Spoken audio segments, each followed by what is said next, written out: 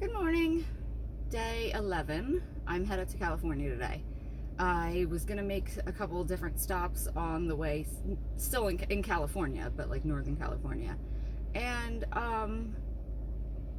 it's cold up here, so I'm gonna drive a little further than I intended, just to get deeper south so it gets warmer. So some stops along the way, but off to California. Why don't we have straight arrows and slightly turning arrows? And that's adorable. So I decided to get gas before leaving Oregon because full service. So I just had somebody pump my gas, and then I was like, hey, could you clean my windshield? And she was like, sure. So I had them, pump my gas and squeegee my windshield. And of course, she did not do a fantastic job, but at the same time, it's a huge windshield. The woman was probably like 5'4". She was like, sorry I didn't do a better job. And I was like, no, it's fantastic. But then I had to tip her. Like, I can't have somebody pump my gas and then I clean my windshield and not tip them, right? So, but then she was very confused as to why I was tipping her. So maybe that's not what happens, but like I said, it feels wrong when somebody does. The rule for tipping is, if you can do it yourself, you tip. So that's why, you don't tip your, proctologist or your dentist, but if you can do it yourself, you tip. So since I could fill my own gas and clean my own windshield, I tipped. And like I said, then that just means, I don't know. It was just nice to have somebody fill my tank. And now I'm on the 5, and I think I prefer the 5 over the woods because the weaving and everything.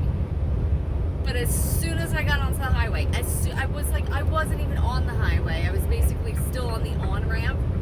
The thing tells me, warning, speed trap ahead. So yeah, all over the 5.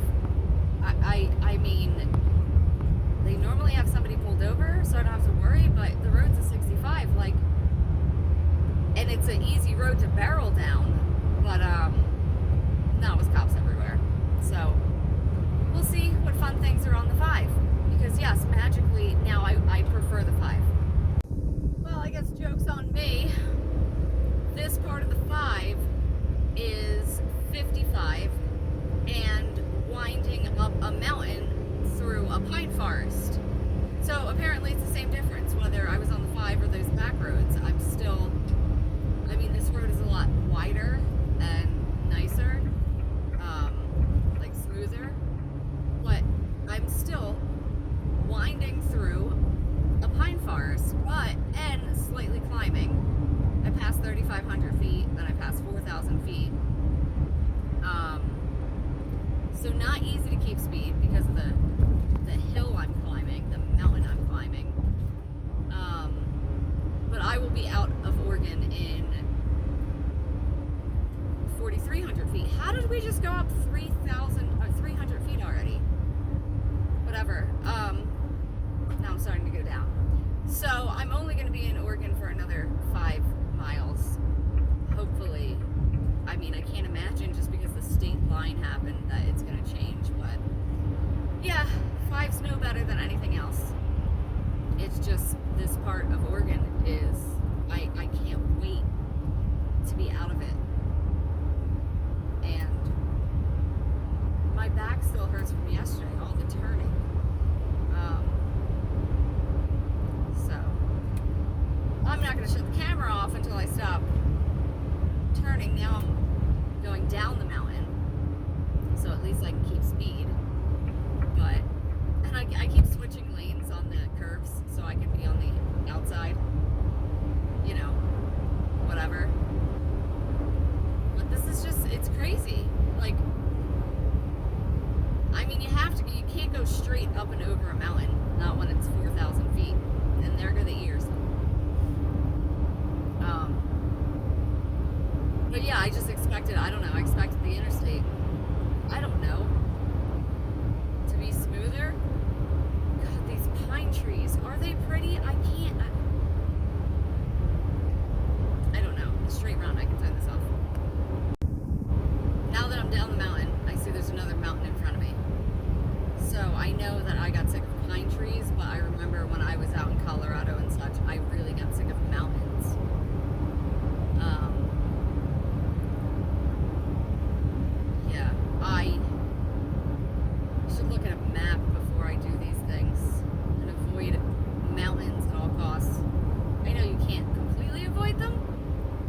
like to avoid them as much as I can. Whew. Okay, this little town in this valley is gorgeous. And I don't know if it's in California or Oregon. That's interesting. I wonder. I think it's in Oregon. Because Oregon thanks you. Come back soon. Don't think it's going to happen, Oregon. And welcome to California. Welcome to California. The sign was really bright and pretty colored, like Hawaii. It looked like something you would see in Hawaii. Where? Okay. I was like, where did all the evergreens go? I can't just possibly just enter California and the pine trees are gone. I'm really surprised. I get a great vibe from California. I did not think I was going to like California. I still might not like California, but 796 miles. California's huge. That's why it's going to take me a couple days to get through it. I'm at exit 796. That's like 800 miles long. It's longer than Montana was wide, but anyhow, I think I'm gonna like California. It's got a really good vibe, and like I said, I did not expect this. We'll see. I don't know what it is, but something about California, I'm all giggly, like since I got in this state. Like my cheeks hurt from smiling. I don't know. I don't know, guys. I never would expect it like California. I don't know. I am so confused. So I'm driving and there's a sign that says brakeless trucks keep left. I don't know what a brakeless truck is, but I don't think I want to be anywhere near it. Am I right? Anyway, it says all vehicles be prepared to stop a half mile. Okay, so I come down and I expect like a toll or something, and it says all cars and trucks this way, like big trucks, whatever, that way. And there's a little booth,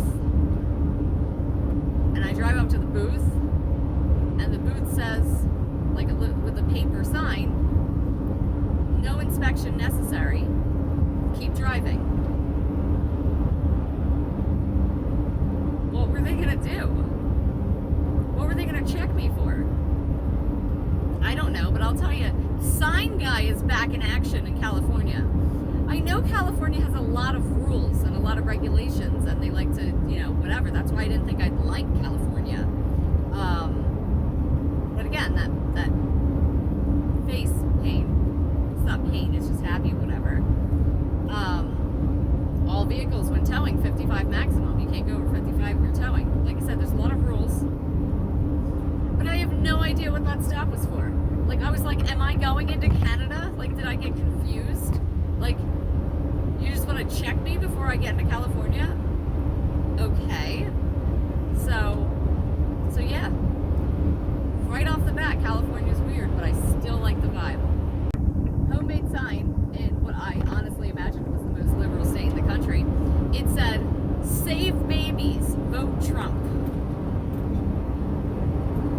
Like, wasn't it like, I don't know, 7 years ago at this point that you could have voted, I guess you could have voted Trump 3 years ago, but do they really think he's gonna run again? Like, do they really think he's gonna make the ticket?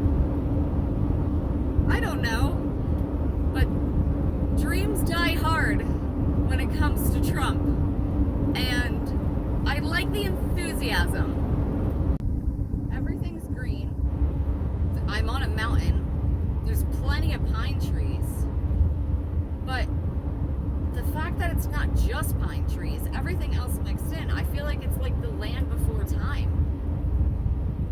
Like, it's gorgeous. I mean, somebody could have rode into it, but this is so effing pretty.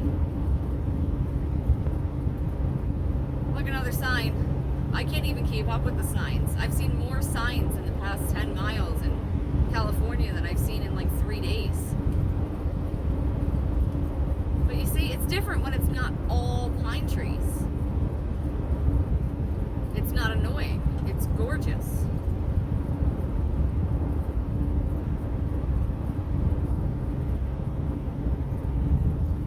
Oh, let's see what elevation we are. 3,000. That doesn't even seem high anymore. Sign guy. We'll be going down for the next. See, this is so pretty.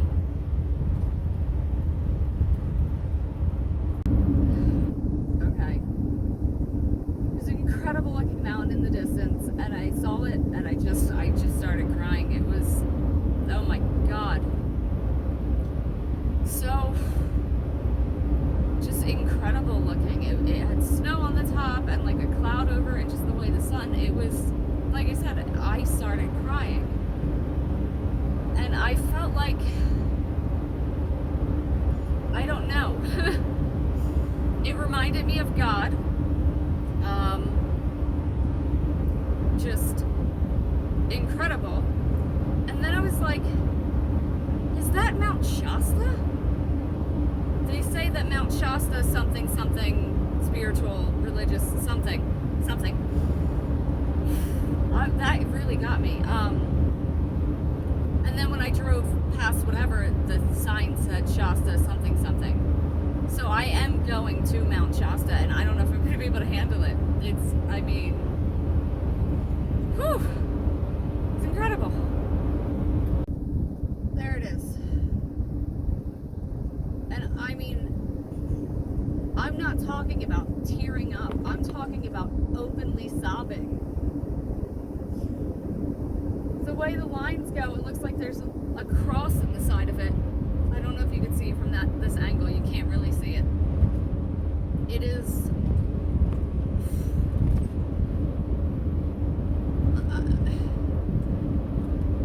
like I said, it is incredible. I'm not... I'm keeping it together right now, but again, I'm not talking about my eyes just watering up. I'm talking about openly sobbing when I look at this mountain. It's incredible.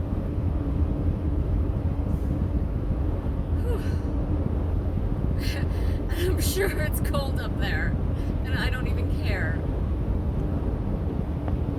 As I drive up Mount Shasta, there's little chipmunks running across the road everywhere. Like, they're hauling ass with their little tails up, hopping. It is effing adorable. Like, they're everywhere. And they're so stinking cute, and they're so stinking tiny, and I love chipmunks. I love them.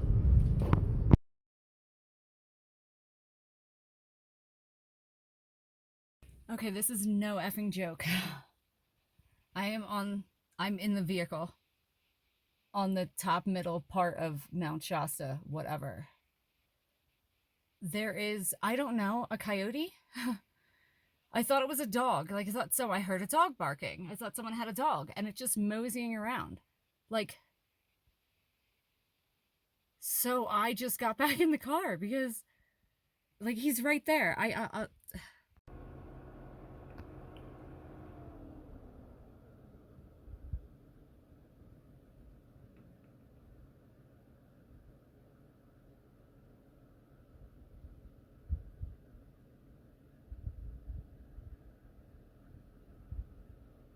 Okay, so all the questions about wild animals and what qualifies and what doesn't qualify, I'm fairly certain being on top of a mountain within, I don't know, 40 feet of a coyote or whatever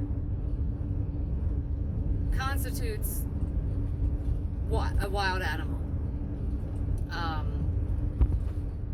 There's other cars up there. There was no people where I was. I mean, there was 2 people and then they left. And I'm hearing this sound, and it sounds like a dog that is very unhappy. Like a whining unhappy, not like a I'm gonna murder you unhappy.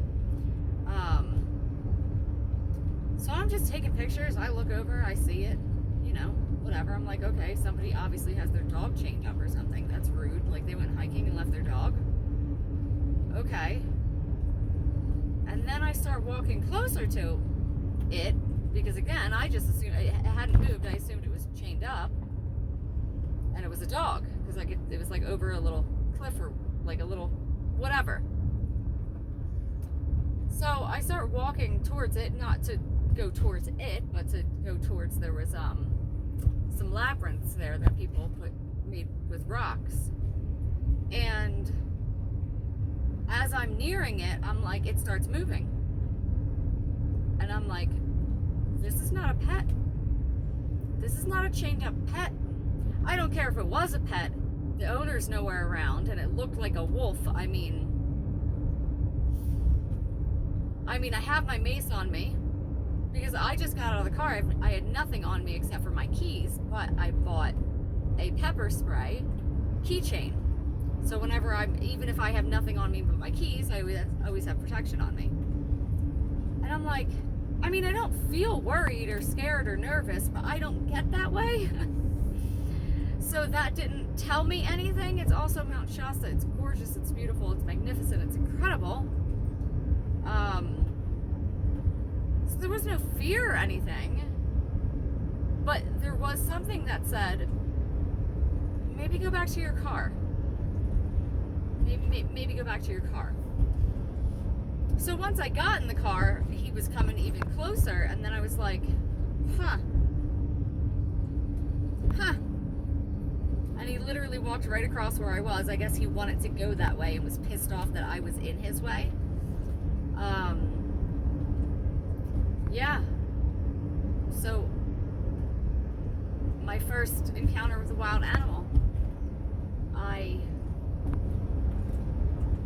This is why I'm not going to go hiking in the wilderness by myself.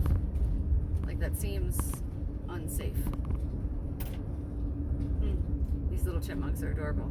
That was an awesome experience, though. Mount Shasta is awesome. I could spend a week here.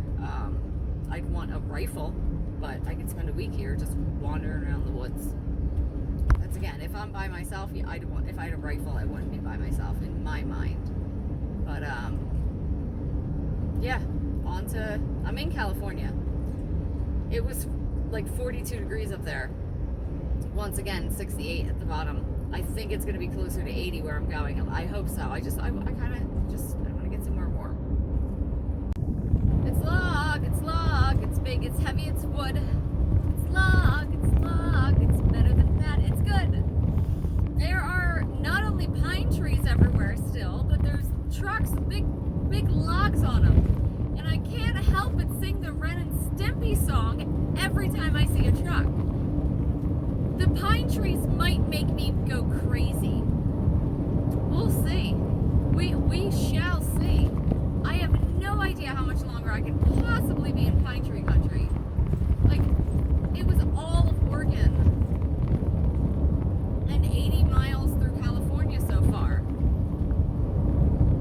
How much more pine trees and loggers can a human being deal with without going literally insane? I'm gonna go insane.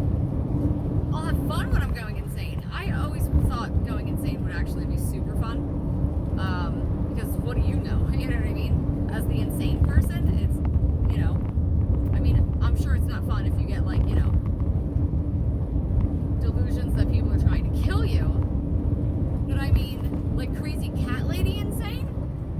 Sounds fun for the cat lady, am I right? Well, it only took 200 miles through California, but I'm out of pine tree land. So that's nice. Out of mountain land, pine trees, whatever. Also, I stopped at a rest stop because I need to, 7 hours driving is what I'm in the middle of, so I had to stop, whatever. When rest stops show up, I stop, walk around. I saw a chick who was in a van, so I started talking to her, and she's from Portland, Oregon. So I asked her, what's with all the hobos?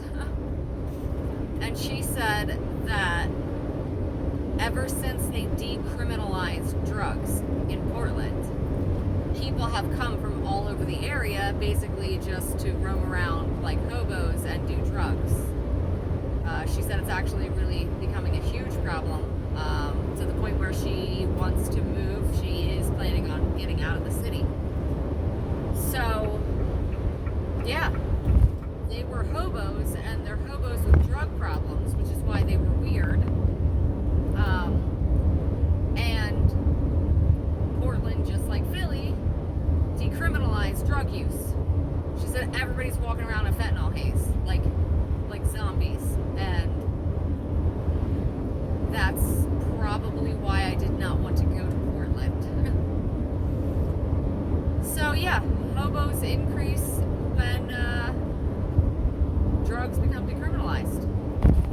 Seemed like an obvious thing that would happen, but at the same time, I didn't think people would like move to a city just so they could do drugs without going to prison. But hey, I guess it happens. Back on the 5. I've been on the 5, but the 5 is back to looking like 95. Speed traps everywhere, but I don't care. Speed limit 65. I've got another 5.5 hours on this road. So if I do 80, 15 miles more than the speed limit, at over 5 hours, I'm shaving an hour off of that. So if I get pulled over, I get pulled over. I'm not going to be pulled over for an hour. So here's to speeding while using mathematical logic. Now this section of the 5 is like the 80 or the 90 or the 94. It's just open, 70 mile an hour, 2-lane road. More cars than there were in the other places, but not a lot of traffic, nothing that gets in the way. Keeps it fun because you know me and switching lanes. That's what it's all about. Yeah, so the 5 has many different types of driving on it. It's kind of makes it fun. Again, the freaking mountains. There's a stalled vehicle ahead. Is there? Because I can see for miles. Guess he was, because he's not here anymore.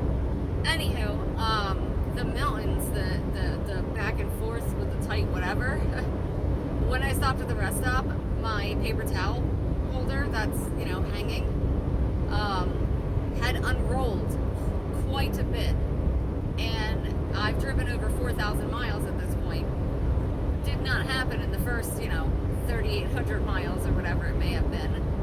I'm at 4,200, so at the first 4,000 miles, paper towels didn't move. And then 200 miles through the forest, and like I said, it unrolled most of itself. So that's funny, and that also tells you how much the vehicle was. You think it must have been a lot more rights than lefts, or else it would have rolled itself back up. Who knows? Anywho, like I said, back to like the 80 driving, which is nice. Speed limit's at 70, which means I have to do 85 to shave time off. But very comfortable road to do that on. Some guy in California gets it. Controlled burn 6 miles ahead. Was that hard? Now I don't have to wonder what's going on up here. Alright, I'm going to call the driving today. Not quite yet, but I've already done over 300 miles. I spent entirely too long at Mount Shasta. I mean, I didn't spend too long. I spent the perfect amount of time. But I still got over 200 miles. Like, my back still hurts from yesterday. The funny thing is, when I say I'm calling it, what I'm doing is I'm going to stay at the place that I was going to stay at today before I had the brilliant idea last night to switch and drive for 9 hours. That was not a brilliant. I figured I'd wake up this morning and my back would be fine. It's not. I mean, it's fine, but it's not like. I wanted to drive till it was warm. It's 82 degrees. I think that constitutes warm. So since it's already in the 80s, I'm going to stop at the place that I planned on stopping at when I made this trip from home, instead of switching to what I switched to last night, because I just felt like I was cold. And I didn't know if this would be warm enough, the place that I'm headed to now, so I was gonna just bypass it and, like I said, do a really long day. But no. I'm in, like, I don't know where I am, but I'm in wine country. I was gonna say Napa, but I don't think I'm in Napa Valley. Isn't that like a wine thing?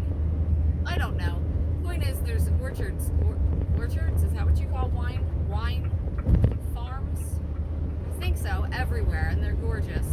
There was an olive one too. I can tell that because I love olive plants. They have like this powdery white green on their leaves. Like olive plants are very, very pretty and very distinguishable while driving down the highway.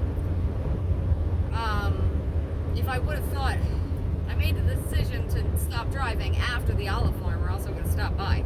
I love me some olives and love me some olive oil. So anywho, I'm switching to a different place in Cali. Like I said, it's the place I originally was going to go to on today, day 11. But I had this idea in my head that I would just drive almost 600 miles, and part of that was through the mountains. So, yeah. I also see mountains ahead. Like, this road's been fine. It's been nice. It's been orchards. It's been open. A little worried about those mountains again. So, again, I need to check. I checked the mileage and the time when I planned the trip, but what I should have done was check the mileage against the time to see what kind of driving I'd be doing. Because again, like this kind of highway, this is nothing. Open, straight, it's fine. Speed limit 70, completely fine. But all those, 55 winding roads, it's different. So, did I mention it was 82? It's 82 degrees. I'm happy. I could just stay here in wine country in my 82 degree temperature. Second time I've passed a garlic truck. It's so cool. It's just a big open, like a metal grate bed, basket. It's a giant metal grate basket on the flatbed of a truck, just filled with loose garlic. Okay? That's how garlic drives around. There's no tarp, no nothing. So like the little, like some skin was coming off and like driving behind it. Yeah. Just driving around with garlic. I assume it was garlic. I mean, it could have been onions. No, but onions should have, no, I really feel like it was garlic. Doesn't matter. Either way, it's hilarious. 1 in 3 kids in California are at risk for toxic stress. Number 1, it isn't 1 in 3. Either all kids are or no kids are. That's the first thing. Second thing is stress. What's it? Toxic stress? Is that different than just like homework stress and school? Peer stress? Are they trying to say that 1 in 3 kids live in a toxic home environment? I don't know. All I know is that's the kind of stuff I expected of California. Signs like that. But that's the first one I've seen so far. I saw a bunch of Jesus billboards already as well. Again, not the kind of stuff I expected. But I am in wine country. But yeah, toxic stress. I have to Google that one. Okay, I just realized they just put the words kids, toxic, and stress on a billboard. That's fear-mongering. When I'm president, whatever that company was would have been shut down. It's not okay. I feel like they just picked words to trigger people. Like toxic and stress with children. That's a fear-mongering sign. Out of business in Julie Land. I gotta say, this part of California smells wonderful. Now, I'm gonna say that my idea of smelling wonderful is sometimes a lot different than other people's ideas of smelling wonderful. But to me, it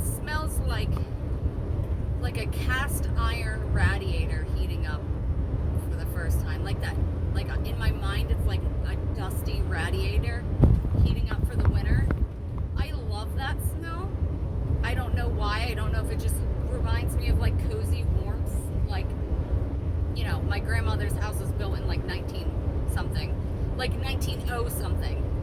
And like as a kid, just we would sit on the radiators because they had those little metal things.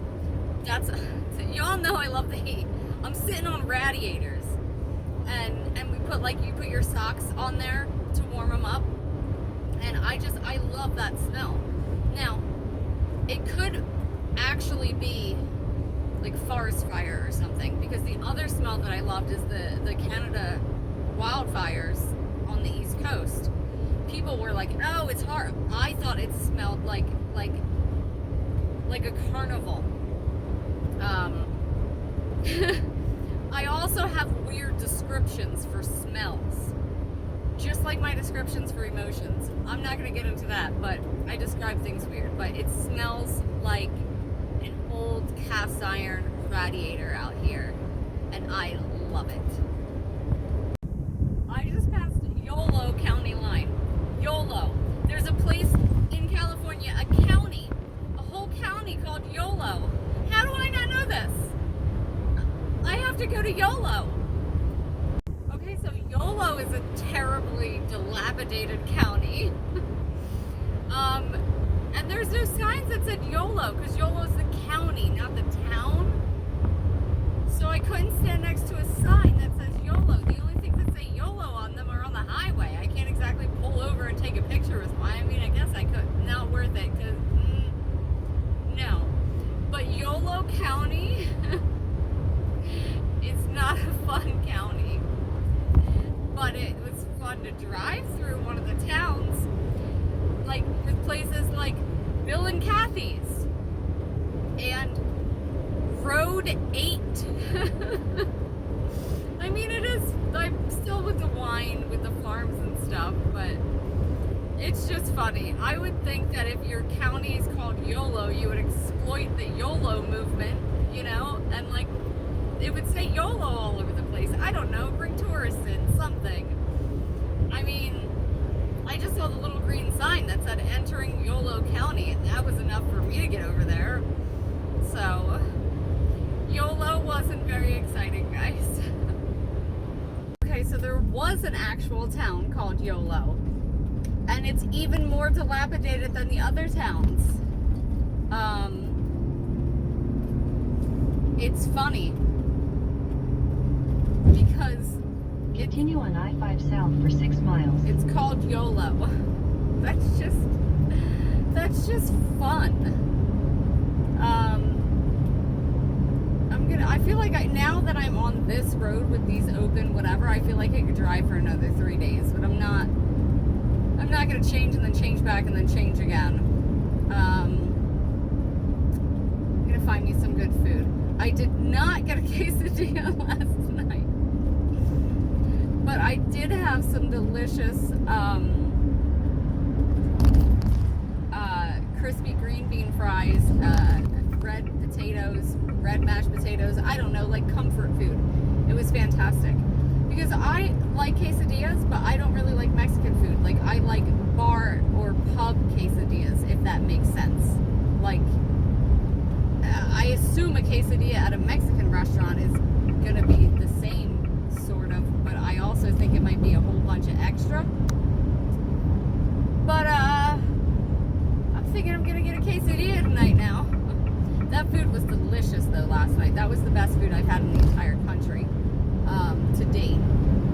They had cheesesteak as well, cheesecake.